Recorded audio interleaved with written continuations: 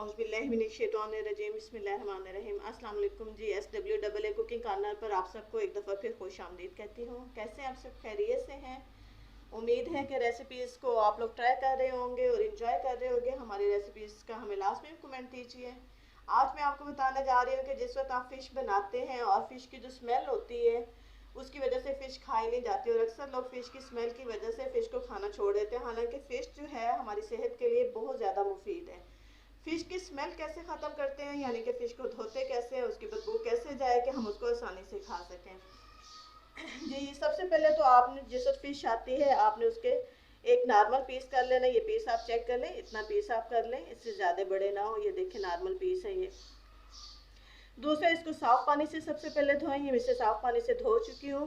अब वो ingredients notes कर लें जिससे हम फ़िश को धोएंगे तो स्मेल नहीं आएगी। ये मेरे पास लहसुन का पेस्ट है, इसे मैंने मोटा मोटा पीस लिया है। इसके साथ ये मेरे पास जवाइन है, जवाइन का 1 चम्मच। अगर फ़िश की मिकदार कम या ज़्यादा है तो आप भी इसकी मिकदार कम या ज़्यादा कर सकते हैं। इसके साथ है मेरे पास ये हल्दी पाउडर, हल्दी पाउडर का 1 चम्मच। और ये मेरे पास है जी लेमन जूस।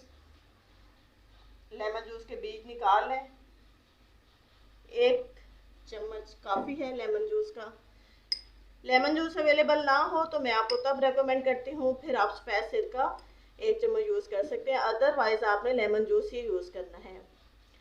अब ये जो लहसुन का पेस्ट है इसके अंदर जो मस्टर्ड पाउडर, हल्दी डाल दी है और जवाइन है, ये सारी चीज़ें मिलके क्या करेंगी, हमारी मछली की स्मेल को टोटली ख़त्म कर देंगे। आप चम्मच के साथ इसको ऊपर पेस्ट कर दें। लहसुन को बेशक छिलके के साथ आप ऊपर पीस लें इसको।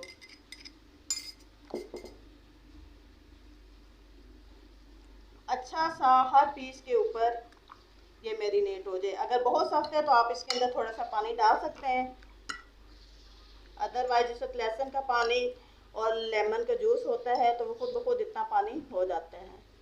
अब आपने इनको बहुत अच्छे तरीके से मैरिनेट कर देना है।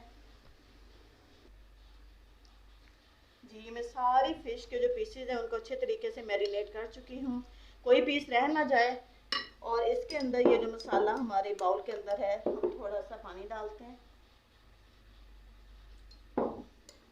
इसको हम अच्छे तरीके से मिला के इसके ऊपर हम ऐसे कर देंगे। अच्छा, कभी भी फ़िश धोते हुए उसके अंदर नमक का इस्तेमाल मत करें, क्योंकि फ़िश जो है उसे एक तो बहुत ज़्यादा नरम हो जाती है, आप जिस वक्त उसे फ्राई करते हो या सालन बनाते हो तो वो टूट जाती है। दूसरा, नमक इंतहा का तेज़ हो जाता है जो कि ब्लड प्रेशर हाई करने का बायस बनता है। जी, ये सारे अच्छे तरीके से हो चुके हैं। अब हम ने इसको 20 से 25 मिनट के लिए कवर कर देना है और 20 से 25 मिनट के बाद इसको साफ़ पानी से धो लेते हैं। जी माशाल्लाह, हमारी फ़िश जो है वो धुल के साफ़ हो चुकी है, आप चेक कर सकते हैं। आप जैसे ही धोते हैं उसी वक्त इसकी जो स्मेल है वो फिनिश हो जाती है, ख़त्म हो जाती है।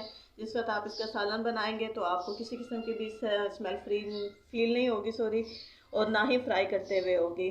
मज़ीद आप क्या देखना चाहते हैं, क्या सीखना चाहते हैं, हमें कमेंट में लास्ट में बताएं। हमारी अगर वीडियो पसंद आई तो लाइक कीजिएगा और हमारे चैनल को सब्सक्राइब कीजिएगा। हमें अपनी दुआ में याद रखिएगा। तब तक आपके लिए अल्लाह हाफिज़।